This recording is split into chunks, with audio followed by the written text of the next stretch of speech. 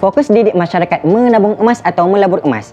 Saya secara peribadi, fokus saya mendidik masyarakat tentang emas adalah untuk dijadikan simpanan, bukan pelaburan. Kenapa? Berkata guru emas saya, melabur emas tidak menyelesaikan masalah kewangan. Tapi, kalau menabung emas, insya-Allah menjadi salah satu solusi menyelesaikan masalah asas dalam kewangan. Apa beza melabur dan menabung emas? Melabur emas dikategorikan sebagai gold investor, iaitu beli harga rendah, jual ketika harga tinggi. Fokus gold investor pada jumlah RM, bukan pertambahan gram. Menabung emas pula dikategorikan sebagai gold investor, iaitu simpan emas untuk pertambahan gram. Mindset buat saya tak peduli dengan pergerakan harga. Harga rendah atau tinggi, mereka tetap konsisten menambah gram emas.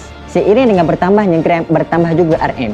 Fokus saya mendidik penabung emas. Saya tidak gemar fokus ada orang simpan emas untuk tunggu harga rendah baru nak simpan. Saya lebih gemar ada orang simpan emas sebagai simpanan paksa dan rutin. Contohnya, jika 10 hingga 30% daripada gaji atau hasil daripada perniagaan sudah dirancang untuk dialihkan kepada simpanan emas, maka pejam mata dan alihkan segera tanpa banyak fikir. Sebab risiko lebih besar jika simpan emas untuk tunggu harga rendah ada dua. Pertama, emosi selalu terganggu dengan pergerakan harga emas. Buang masa dan bazir emosi sahaja. Kedua, duit habis dulu sebelum menyimpan, akhir sekali tidak menyimpan.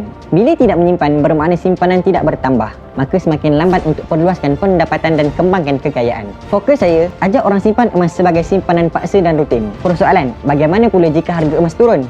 Jika harga emas turun adalah peluang untuk tambahkan lagi gram emas supaya lebih cepat simpanan bertambah, lebih cepat untuk kembangkan kekayaan insya-Allah. Jika 10 hingga 30% sudah dialihkan kepada simpanan emas dan tiba-tiba harga emas turun tapi tiada bajet untuk tambahkan lagi simpanan emas, nasihat saya, jangan tambah simpanan emas. Tidak perlu gopoh untuk menambah gram emas jika tiada bajet tambahan. Emosi yang gopoh selalu lebih cepat terjunam. Cepat jatuh miskin, cepat menyesal. Yang penting, kalau 10 hingga 30% sudah dialihkan kepada simpanan emas, itu pun sudah cukup.